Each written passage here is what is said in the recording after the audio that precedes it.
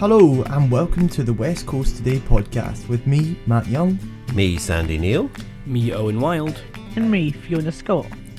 In this podcast, we let you know about some of our stories making the headlines this week, online at www.westcoasttoday.co.uk and in the printed edition of this week's Oban Times and also in the Lochaber Times.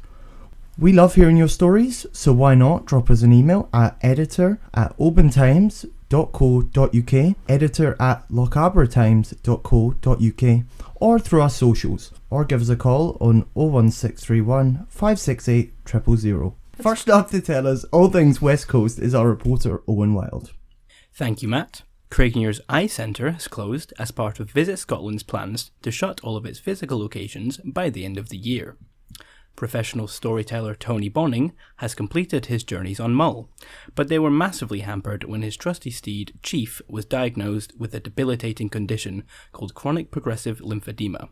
The poor horse is now unable to walk at the pace and distance he used to, and Tony is aiming to do all he can to raise awareness of the disease. And finally, former Oban FM host Alan MacDonald has hit little stores. The Oban man is the new voice of the supermarket chain's self-checkouts in Scotland after winning a national contest. His voice has launched in all stores nationwide today, so be on the listen and watch out on our website and social media as we join Alan for his first time hearing his own voice in store. Thanks for that update, Owen. Let's journey up the road for all things Lochaber with Fiona Scott. Thanks, Matt. Gosh, I can't believe it's this time of the week already. It's just flown past. Maybe it's the dark nights drawing in, or maybe it's just because we've been so busy writing so many exciting and interesting tales for this week's Lochaber Times. So, what have we got for you this week? Well, down in Kinlochleven, plans are afoot to reopen the iCentre, which was housed in the former smelter buildings. The £3.4 million facility, formerly known as Ice Factor, shut in 2023 after becoming embroiled in an ongoing dispute over unpaid rent. But plans have now been put forward by a local community interest company that want to transform the site into a base for 4 climbing disciplines, as well as a community hub. We will also be revealing the touching story of the man in the mural that appeared on the gable end of the Highland Bookshop back in August. And you can also read all about the unveiling of a new memorial that has been erected at the Commander statue near Speen Bridge as part of the ongoing Scott Sutherland project. Catch up on all of this week's news and sport on the Lochaber Times website at www.westcoasttoday.co.uk. Thank you for that, Fee. Now, the lovely Kathy is away this week, so I'm going to do my best to try and fill you in her stead.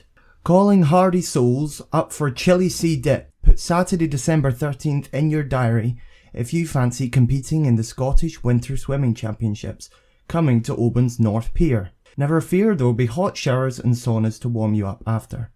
Oban and District Development Trust has secured £219,400 to buy RE Stores premises in George Street and carry out some essential works on it.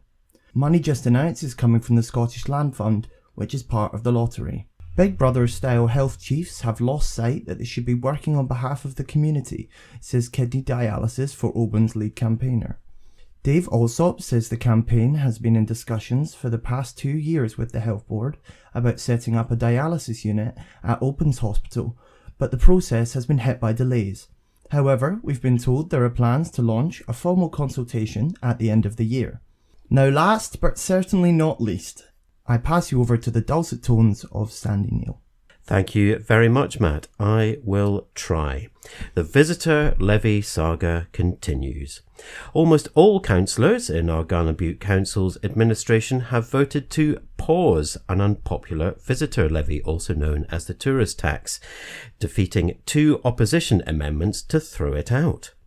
And a Jura teenagers' petition urging MSPs to ban single-use plastics has been dismissed by a Holyrood committee, despite gaining over 30,000 signatures. Thank you, Sandy. That's all from us this week. Remember, you can pick up copies of our papers at the usual retail spots or subscribe to our website www.westcoasttoday.co.uk. Goodbye from me, Matthew Young. Goodbye from me, Owen Wild. Bye from me, Fiona Scott. Goodbye from me, Sandy Neal. Bye. Bye. Hey, hey.